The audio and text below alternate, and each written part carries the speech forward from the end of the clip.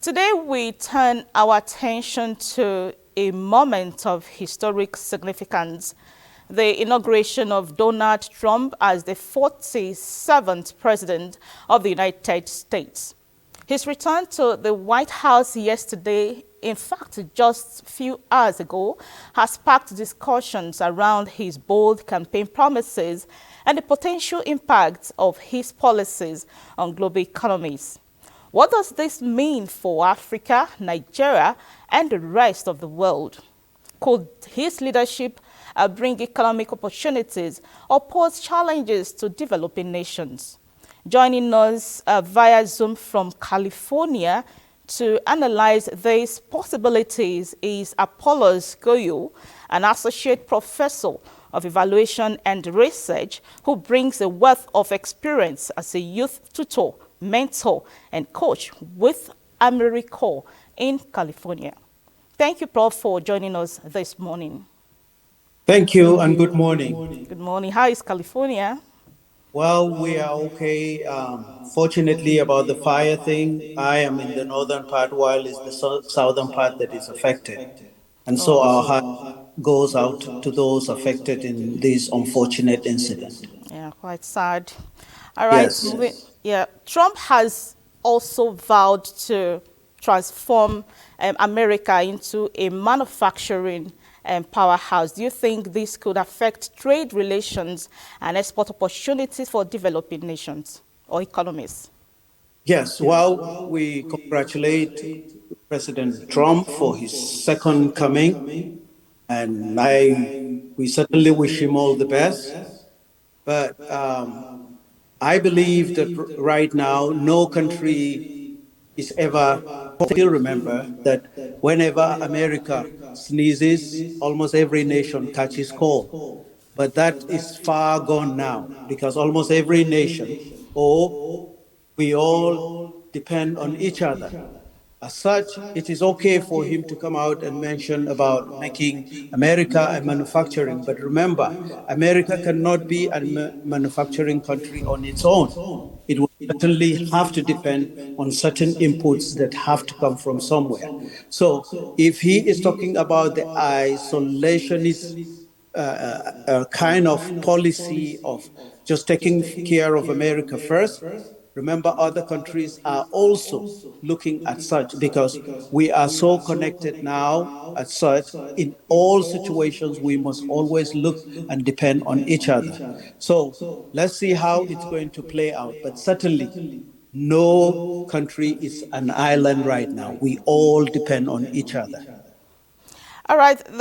President Trump also emphasized the need to address energy emergencies. How might his policies shape the global energy market, and what could this mean for oil-dependent economies like Nigeria?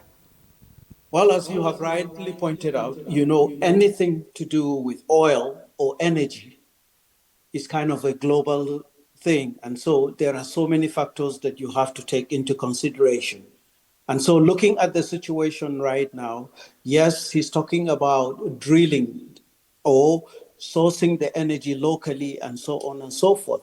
But remember, when you start talking about such, it is not a one-day thing that will just happen overnight. And so we hope and pray that it will. But certainly, once you start talking about energy, it has ripple effects worldwide. As such, wherever or whosoever is dependent on will certainly need, as I said again, we are all global citizens now. We are so connected that no country should be isolated. We all depend on each other. So, whichever policies that is coming up with must always be in consonant of what is the reality globally. As such, for now, what we are hoping for is that, yes, he can talk about the energy situation, but certainly for us also, I am happy that the government in Nigeria are diversifying, and that is not dependent only on oil, but also looking at other forms of energy, like green energy and so on and so forth. So certainly those are the kind of things, because We all need each other given any at any given point. All right. Prof, I think you may need to frame yourself properly. Now, is it better? Okay. No, no, no, not yet. Keep adjusting. Keep adjusting. Okay. I'm sorry. Is it okay now? A little bit to the right. To the right? Or left. Okay, from your side to the left. Sorry. Okay. How Okay, is it that's now? fine now. All Okay. right.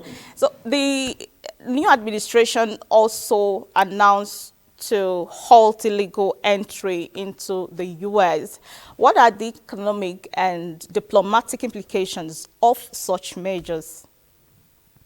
Well, when we talk about immigration again, as I said, we are so interconnected. The reality is that I know exactly what is happening on ground here, on how much the American manufacturers or the American farmers, the construction industry, name it, that depends so much on the immigrants' labor force. As such, when you start talking about deporting people in millions, or so on and so forth, it's certainly going to affect the business community.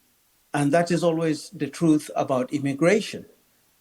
If you remember very well, during the Obama era, Obama deported so many immigrants, more than what Trump did in his 4 years. But you hardly could hear about it in such a way that we're hearing about it with what Trump is going about, talking about it. It was done with so much, it was strategically carried out. And so we hope that the same thing will happen, because if you don't control it, it's certainly going to have a big impact on your manufacturers, on the construction industry, and on the agricultural industry as a whole. And so that is another issue that we should always look at. As I said, no country is an island anymore. We all depend on each other. And so we are hoping that it will be done in such a way that it will not affect most of the industries that he is also talking about reviving and wanting to make it another, oh, make America great, as he says it. But remember, it is so dependent on the labor force. And where does the labor force comes from in America? All I can say it authoritatively that 80 to 90% of the labor force comes from the immigrant or immigrants. Trump's statement about taking the Panama Canal back from China has raised questions about geopolitical tensions. What impact could this have on international trade and shipping? Yes, thank you so much. It is one thing to come out and say certain things, I think and you're going outside the shots. how is it now? Okay. Okay, I Okay, think that's better. all right. Please go As on. I said, the reality is one thing to come out and talk about certain policy or saying this and that will happen. If we go back to history, when that treaty was signed, was it properly done or not? If it was properly done, it is not going to be easy for Trump to just come overnight and wanting it to be changed.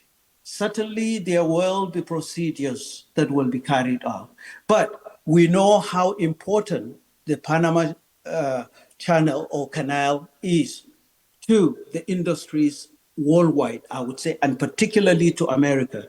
As such, I believe that it should be done diplomatically, not with any force, or to look at it as you are the big, or you have what it takes and you can just go over and do whatever you want to.